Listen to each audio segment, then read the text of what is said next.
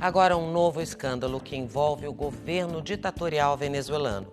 O ex-chefe do serviço secreto do país, Hugo Carvajal, que foi preso na Espanha em setembro, fez graves acusações contra o governo da Venezuela. Ele escreveu uma carta divulgada, na verdade, essa semana.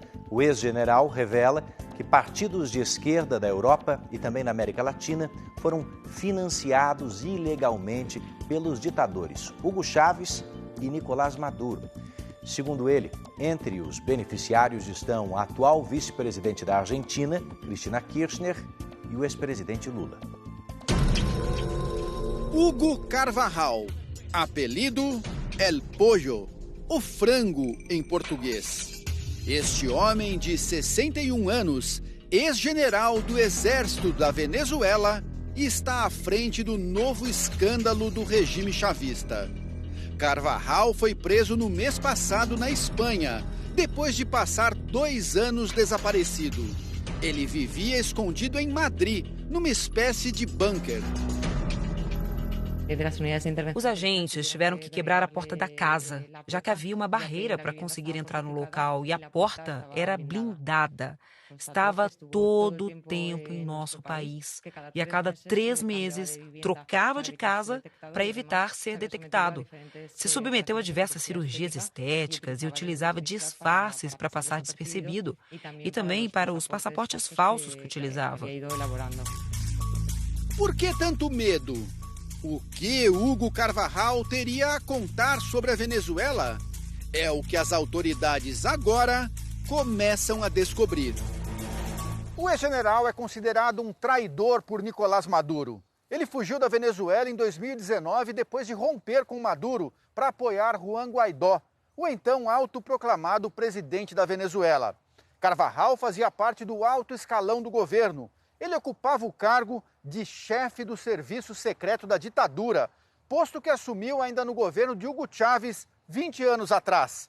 Ou seja, se tem alguém que conhece a fundo tudo o que se passou na Venezuela nas últimas 2 décadas, é Hugo Carvajal.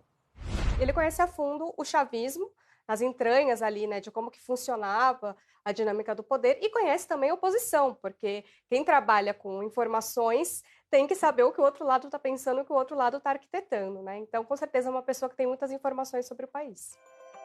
Numa carta divulgada pelo jornal espanhol OK Diário, junto com um pedido de asilo, o ex-general declarou à justiça espanhola ter como provar o financiamento de partidos de esquerda feito pela ditadura da Venezuela, na época em que o dinheiro do petróleo jorrava nos cofres do país.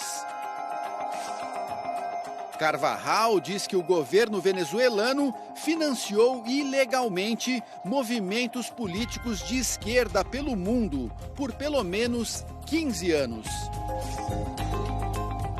Ele diz que, enquanto foi diretor de inteligência e contra-inteligência militar da Venezuela, recebia uma grande quantidade de relatórios, sinalizando que esse financiamento internacional estava ocorrendo.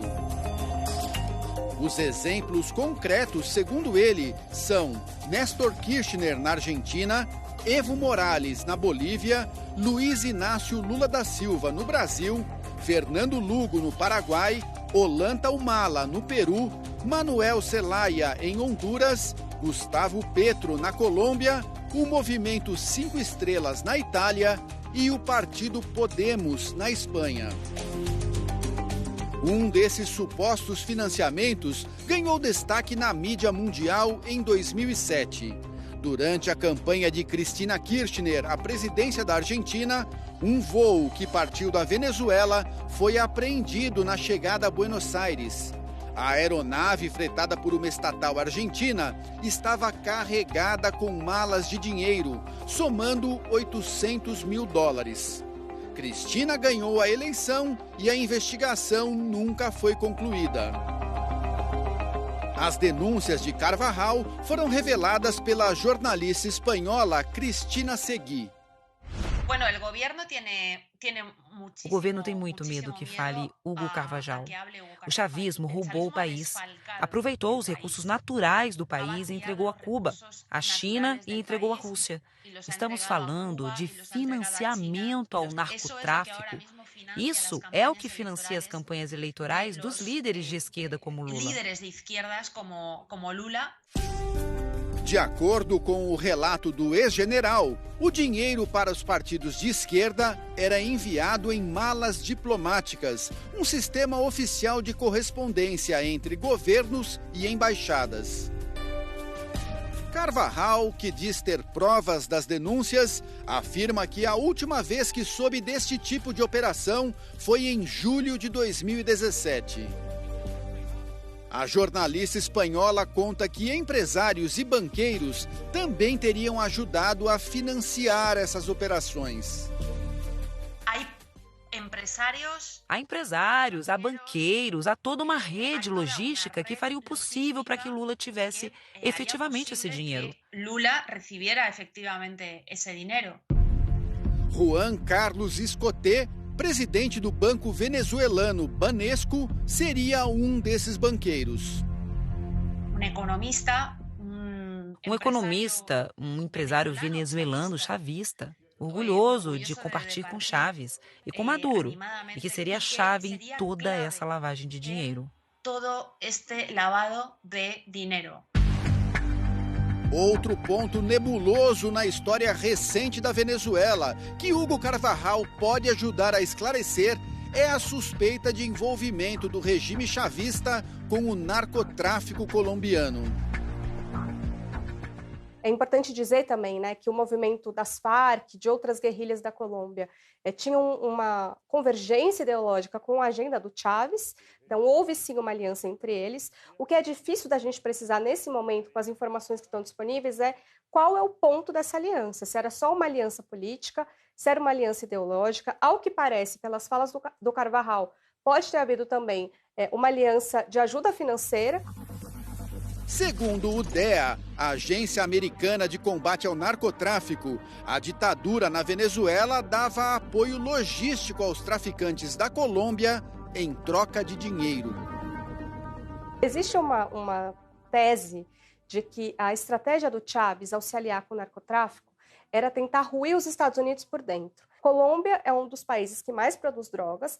A Venezuela não tem uma tradição de produção de drogas, mas tem uma fronteira muito viva com a Colômbia, onde essa produção acontece, e acaba sendo, querendo ou não, caminho, né, a abertura ali do mar do Caribe, né, da Venezuela, é caminho para o território dos Estados Unidos. Então, no mínimo, se isso realmente aconteceu da maneira como está sendo colocado, as autoridades venezuelanas foram coniventes com a passagem dessa droga, né? O que está sendo colocado é que não houve só conivência, houve apoio, havia uma organização para que, de fato, essa droga chegasse ao território dos Estados Unidos. Então, a estratégia seria essa, né? Ruir o império por dentro. Na última sexta-feira, a terceira sessão do Tribunal Nacional concordou em suspender a extradição de Hugo Carvajal aos Estados Unidos.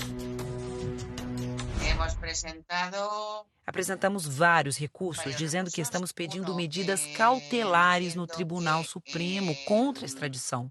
Também pedimos uma medida cautelar de tempo e ainda não saiu o resultado. A advogada conta que Carvajal ama a Venezuela e não se arrepende do que fez. Ele disse, eu amo o meu país, mas tem determinadas coisas que eu não gosto, e por colocar importância nas coisas que não gosto, foi por isso que não pude ficar. Se eu podia lutar aí dentro, eu teria ficado na Venezuela e teria sido muito mais fácil, mais cômodo. Não teria problema com nenhuma extradição. O que queria era ajudar o meu país, da forma que considerei melhor. Se me equivoquei ou não me equivoquei, o tempo dirá.